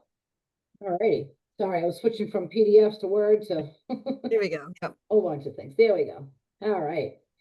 So detailed report, again, mentioned some of the things, application was filed. We're looking at an 844 square foot accessory dwelling unit. We did do the courtesy notice to the abutters. Again, just recapping, second floor, living, sleeping, bathing, and cooking facilities. We've got the floor plan here in the decision. We've got all the appropriate materials submitted with the application, plot plan, floor plans, narrative, and included the also, just for ease in the record, the previous decision which enabled the construction of the actual structure. So we have our preliminary site plan review criteria findings, and I've highlighted all of those here in the report. Pretty standard. Again, it's an accessory dwelling unit. All the infrastructure is already in place. There's plenty of parking. It's been constructed already. It mirrors the appearance of the single family dwelling that's there. Very tastefully done. Excuse me. And one of the items that's important to note here is, in addition to the preliminary site plan review, We also have our ADU requirements and criteria, so included those as well to ensure it's clear that we're under the 900 square feet. This particular applicant and their builder has hit conservation, they've hit Board of Health, they've spoken to the building inspector, so they really have done their homework on what's going to work here and what's not going to work here. So a lot of those questions have been answered. And again, just going through the criteria, this was taken right out of the amendment that was passed at the spring, annual town meeting in 2025. So highlighting the parking, highlighting the size, highlighting the compliance with the other boards and requirements. And also not to be forgotten, we do not allow the short-term rentals here in Dover, and they're not going to be allowed in this ADU either. And we have reinforced that with a condition as well. So Carol, we have our standard sort of motion here. And would you like me to read the conditions, or would you like to read them? You can go ahead and read them, please. Okay. Thank you. So prior to issuance of a building permit, minor modification to the approved site plan and architectural drawings may be approved administratively by the planning board chair, one of our boilerplates. Upon completion of the project, future modifications to the structure, square footage of site shall be subject to compliance with the zoning bylaw and may require additional review and approval by the planning board. All lighting on site and structure must not spill or glare onto adjoining properties. The applicant shall file for and comply with any requirements and permits required by the Board of Health. The applicant shall install all required egress windows shown on the plans and as required by the inspector of buildings per the building code.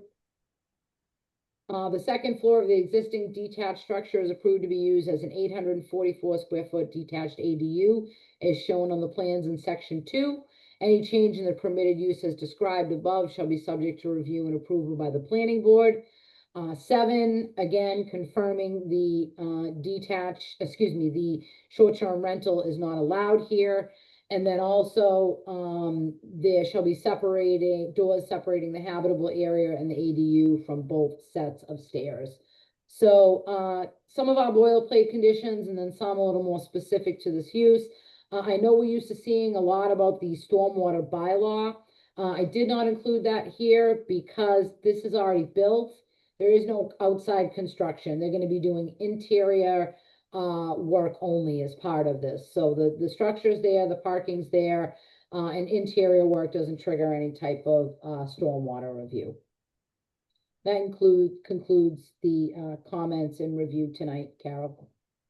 Thank you very much. So the motion has been duly made. Do I hear a second? Okay, Jody Shu just said second. Are there any further questions? Seeing no questions, we'll take a roll call vote. Carol, I'm sorry. I apologize. I must have missed. I didn't realize until the end when Melissa was saying that this was a existing structure.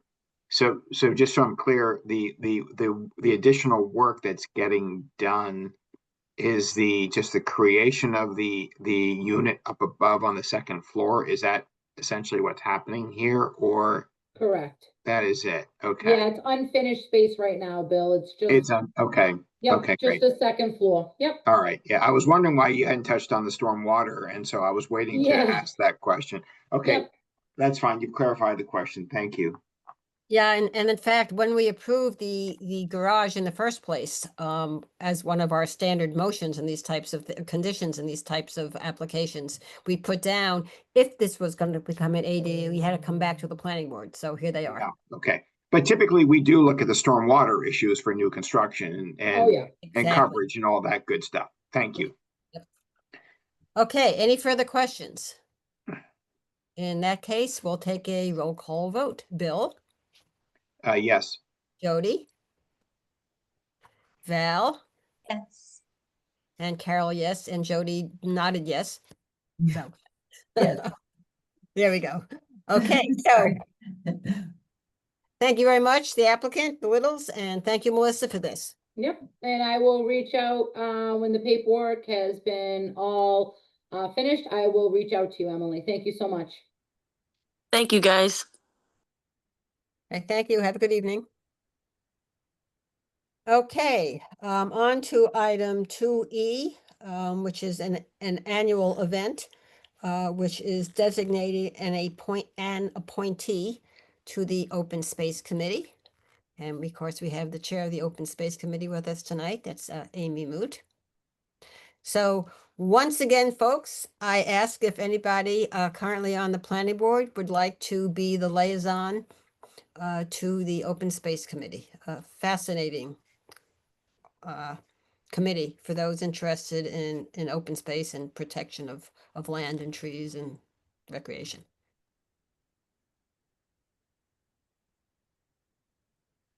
Well.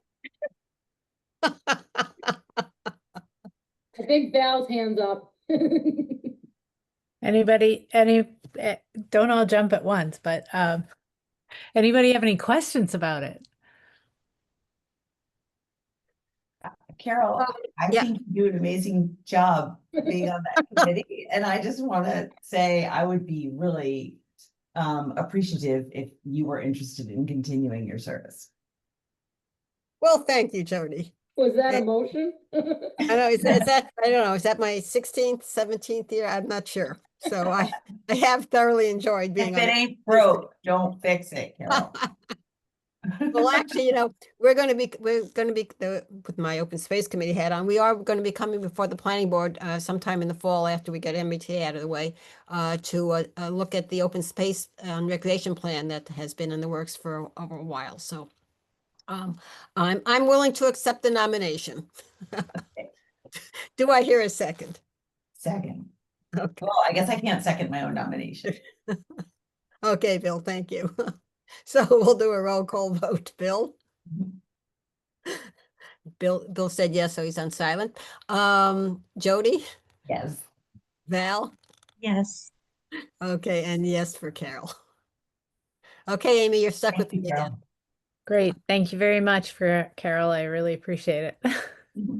Looking forward to it as always. Great committee. Thank you. Okay, agenda item 3, town planner update. Alrighty, all things MBTA, I think that's pretty self-explanatory at this point. But press releases, executive summary, a lot of the things that I highlighted in the presentation earlier tonight. So just continuing with those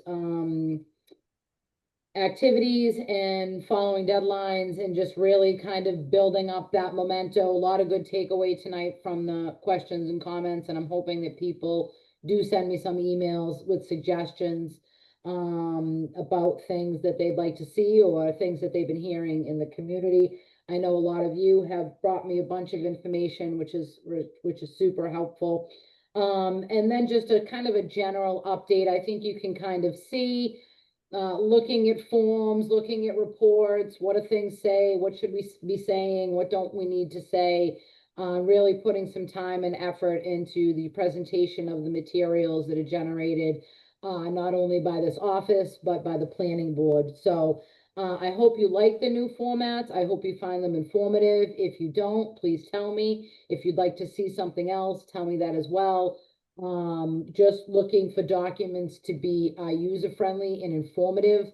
You should be able to pick something up and have no plans, have no file, and be able to, get a good idea of what we're trying to do with something or what somebody's trying to do with a particular piece of property. So lots more to come on that front, along with a whole bunch of other things. But that's pretty much it for me. No new applications that I know of. That will be coming in for, we're getting really close to the 8th. I think I think the deadline's already come and gone for that meeting. So we might have something for later on in September, but if we don't, there's plenty for me to do. Thank you. Okay, thank you, Melissa. We know how hard you've been working and how you're juggling a whole bunch of things at the same time, but your focus is just admirable and so appreciated. So I just have a few things as we go on to item 4, the chair update. At this week's selectmen's meeting, and Robert can chime in if if there's more to say, they will be, as is tradition, as is necessary with a town meeting, they will be opening up the warrant and closing the warrant on the same evening, and maybe voting to support our article and overlay district. Is that right, Robin? That is correct. Okay, great. So again, one of the formalities, one of the actions on the amazingly detailed action list that we all have to work with to make sure that this is all legal. So thank you to the board for doing that. And then I gather from the takeaways, you also want a statement of support by Friday. Right? A written statement, a draft written statement. Right. And that's really for the executive summary with, Right. with the focus on the legal landscape and the financial impact, those messages. Right. And I believe it's just a paragraph at the most. Yeah. Okay. Yep. Like not reiterating any of the facts. No. Right. Not dissimilar to what's in the press release. Yep. Okay. Because those are the two messages there in your quote as well for the press release. This is a press release that's going to be going out Tomorrow. to promote the September 8th public hearing. And we'll have Melissa send that to all of you if it hasn't already been sent. So moderators meeting before town meeting, Jim Rapetti, our town moderator, always has a moderators meeting. It's to go over the process for the meeting. This one obviously is a lot cleaner in process because there's only one warrant article. But there are issues to discuss. So that's going to be, it looks like, it hasn't been firmed up yet, but it looks like it's going to be the evening of September 16th. And certainly Melissa, Jody, and I will need to be that. And of course, everybody else is invited to attend as well. So details on that to follow as that gets firmed up by Mona. And it's unclear whether it will be in person or via Zoom. Yep. Staying on MBTA, Melissa mentioned in the presentation that we will have a presence at the Board of Selectmen booth on September 13th at Dover Days. And our thought was to have a poster that sort of summarizes the main points, to have the flyer that we've been using, which is the save the date flyer for the special town meeting. And on the other side of it, have, the 5 or 6, 7 major points for folks to know. So that's something that Melissa will be working on too. It would be wonderful to have planning board members at the Board of Selectmen tent on Dover Days to talk about the MBTA Communities Act and the special town meeting. So if you would all let Melissa know if you can attend, what hours you could attend. Dover Days is 10 to 3. 10 to 3. 10 to 3, yep. Melissa will be there. I'm going to try to be there, but I have out-of-towners for my husband's 75th birthday, including folks from Australia. Bring them. Bring them over. So you can have the cake there. yeah, there you go. So hopefully you can all attend for a little bit of time and we can space it out. And Melissa will get out some draft designs and information for the handout and for the poster as we get closer to September 13th. It's also a good idea to have something that will attract little kids, because that's the way you get the grandparents and the parents. That is true. So last year you did your rubber duckies and those went, Right. and those went all. What is the selectmen doing this year? I believe we're doing rubber ducks again. Yeah. The candy, I'm telling you, you have to have something that draws little kids. Yep. Well, we'll piggyback on your rubber duckies then. Thank you. And let's see. What about little trains? Little trains, maybe get these little Lego kits, with like a house on it or something like that. Any thoughts, please give them to Melissa. Just from an office standpoint, Sue is on leave until mid-October. So Melissa's doing a lot of the admin stuff as well, and of course is getting support from Mona and Felicia, which we appreciate so much. That's it for my update. As let's see, item 5, as Melissa mentioned, currently there are no applications in process.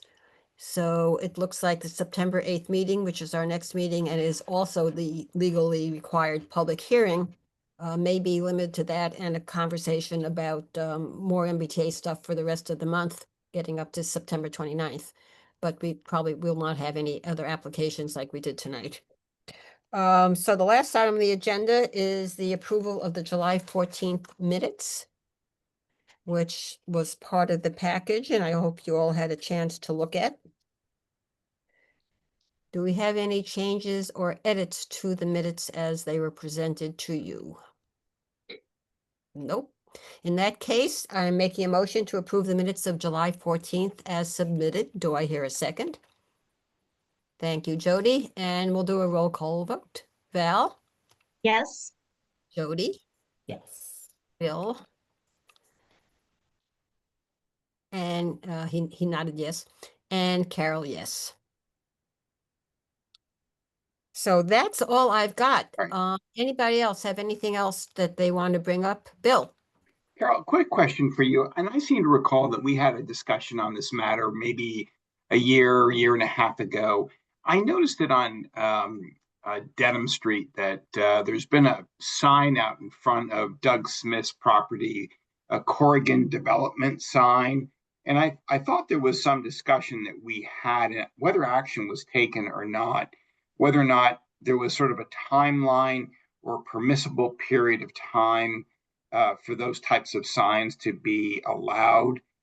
Does anyone recall that discussion? And was there any sort of a resolution of it? I drive by it every single day, and I'm not aware of quite what's going on, but I do find it a little bit sort of what's the right word? It's a little bit sort of disruptive, I think, in just sort of the scenic elements of Dedham Street. So that's 93 Dedham Street, right? Yeah, I think it's just to come around the bend. Yes, Yes, that's right. The old farmhouse in the back. Yeah, and I seem to recall there was some discussion about that, but I can't quite remember. So off the top of my head, we haven't looked at the sign bylaw in quite some time, or at least I haven't looked at it in quite some time. So maybe we can have Melissa take a look at the bylaw and see if there's anything in our bylaw or regulations that apply to that type of signage. I don't know off the top. Okay. If I may, is it a sign that says like Corrigan Development or something like that? Yep. Yeah, it probably doesn't have a permit and it's probably not lawful. I'm I've been down this road before in other situations. I can double check the bylaw, but I'm guessing that they don't have a sign permit for a sign like that. And there's nothing that, if there was anything sort of percolating in town government with any kind of a development project, obviously we would be informed and aware of it. So if anything, it's more of like some probably free advertising or something that might be taking place there. Yeah, well, they'll buy the lot and then they're sitting on it, so they put their sign up and they want somebody to, when they drive by, to call. You know how it goes. Yeah, that type of stuff. But I'm not going out on I am going out on a limb here a little bit, but I would almost, I doubt those signs are permitted. And typically in a residential area, you know, most bylaws allow a for sale sign by certain dimensions. They'll allow a pre-existing non-conforming use to have a very small sign. Yeah. But those types of signs, it's funny, the guy in the house behind me who doesn't have a lot of frontage got his roof done, and the guy put the sign in my yard. Well, you can guess where the sign went that night. Yeah, exactly. Permitted or unpermitted. I don't mind a for sale sign, but I think when it can be a little unsettling to some of the neighbors when you're sort of saying, so and such developments. And I think I just think it should be addressed. Yep. No, it's a good point, Bill. And we know that in addition to whether this particular sign meets or does not meet our sign bylaw and sign regulation, we know that that is a particular bylaw that really doesn't get a lot of attention from the zoning enforcement officer because so many signs around. Yeah. I think we also need to be consistent in how we handle this as well. If I look in the bylaw and it's not permitted, which I'm guessing it probably isn't, would you like me to make a request for zoning enforcement to have it removed? We want to report back next month and then we can. Yeah, let's talk about it there. Okay. But I would like to get Walter's thoughts on it as well, since he is the zoning enforcement officer. Okay. Yep. All right. Thank And you. as far as your other question, Bill, about that, there was a period of time, I don't know, I've sort of lost track of time, 8-12 months ago, where there was a lot of discussion about that property. I know Robin had a lot of conversations with an abutter. Val and I also had lots of conversations with an abutter. And there's all kinds of possibilities that were being discussed within the government sphere, if you will, as well as the neighborhood sphere. I haven't heard anything recently at all. I don't know if Robin or Val have. No, I mean, it was also listed as a rental property maybe 3 months ago, so. Yeah, a lot of rumors. Right. It looks like a lot of inactivity, at least that's apparent to us. Yeah. Melissa does, attends the inspector meetings, the land use team meetings, and I know there hasn't been anything in her minutes about that. Okay. I don't think it's come up at that level either. Thank you for bringing that up, Bill. You're welcome. Anything else, folks? Okay, I think it was a great meeting, wonderful discussion tonight on MBTA, very informative. Lots of good information for us to move forward on. And it's now 9:05, so I'm going to make a motion to adjourn the meeting. Do I hear a second? Second. All in favor, Jody? Bill? Not on mute, yes. Val? Yes, thank you. And Carol, yes. Thank you, everyone. Thank Val, you, everybody. Val, thank you for Great job showing up tonight. during your Thank you. vacation. Sure. And hope everybody enjoys the rest of the summer. Thanks, Karen. Thank you so Thanks a lot. much. Great to see everyone. Thank you, everybody. Good night. Have a great Bye. night.